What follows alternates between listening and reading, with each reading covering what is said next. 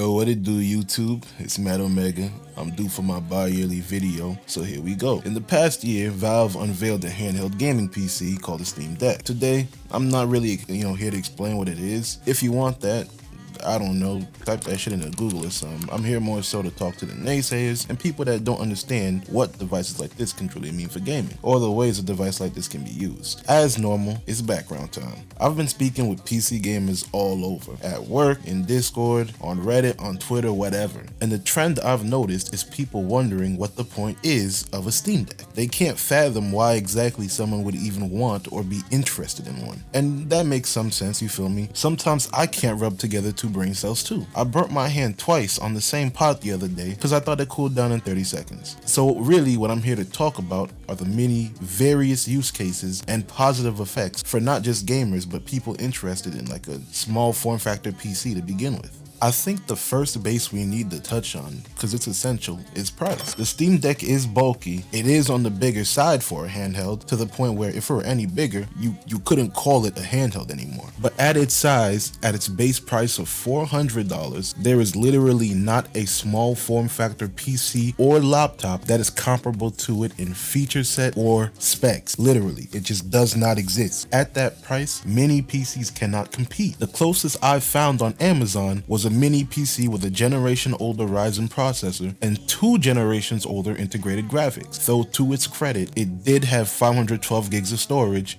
and 16 gigs of DDR4 RAM at $530. But that's for something that size without the innate portability of having a screen and controls on a device. There is nothing out that can compete with the base Steam Deck at all price-wise, to say less of the other handheld gaming PCs that cost upwards of $800 for a similar spec. It's a similar story for laptops too. 16 gigabytes of DDR5 RAM and that kind of graphics performance is unheard of in a sub $500 laptop. So off rip, it wins any price discussions. Once you get past the price, you're on to, so why do I have this thing? Well, it depends. Are you a student dorming with somebody else at college? Now they don't have to hear the click-clack of your mechanical keyboard at 2 a.m. while you play League of Legends. The ease of use and portability are key here. You can bring a very affordable Steam Deck with you and your entire Steam library is there while you're away from your main PC tower. It's even dockable, so if you have a TV, it's simple to get a good gaming experience anywhere. This use case isn't even just for students. People who move around often never have to be away from the PC gaming again. And that use case coincides with this use case, a mini PC. The Steam Deck is not just a console. It is a full-on PC in a small form factor. It has a desktop environment. It can install applications that you use on your actual PC. That already makes it almost infinitely more useful than a bog standard console. It can fit your business, home theater PC, and gaming needs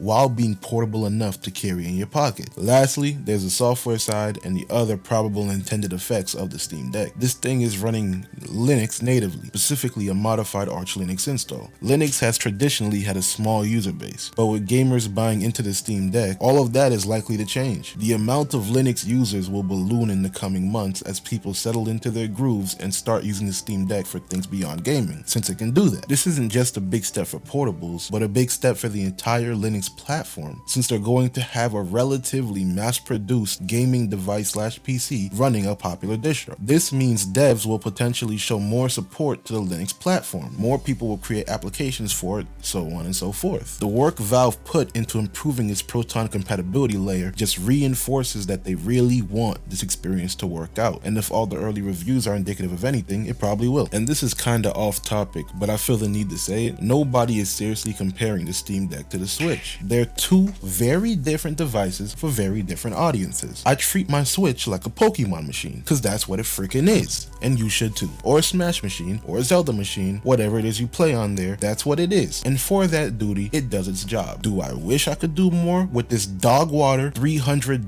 handheld? Absolutely, because it costs $300. Do I wish newer games didn't run like hell on it? Once again, yes, I'm tired of the Switch, but it plays what I need it to, and the Steam Deck doesn't, or at least it doesn't legally. You can't really expect everyone to spend time sailing the high seas to get the Switch emulator working. Just be happy with the fact that you can play God of War natively on the go, and the Switch has to fall back on cloud gaming just to run Control. You really can't look at the Steam Deck as just a handheld. It's more than that, because PCs are more than that. When you really think about it, you may have paid similarly for an Xbox or PlayStation, but in those cases, you didn't get the same feature set. You can't type a paper on your PlayStation 5. You can't compose an orchestra on it, or 3D model on it, or do anything on it but game. And even then, you can't choose something as simple as what voice over IP program you want to use to talk to your friends. You can't choose to go on Discord or Skype or, I don't know, TeamSpeak, whatever people use these days. The Steam Deck stands for freedom and customizability in a world where there wasn't much before this. Also, I'm really tired of seeing bad Steam Deck opinions from people that don't give two shits about handheld gaming either way. We get it, bro. Gaming on the go is stupid. Now suck my left nut. This has been Metal Mega. I'm gone.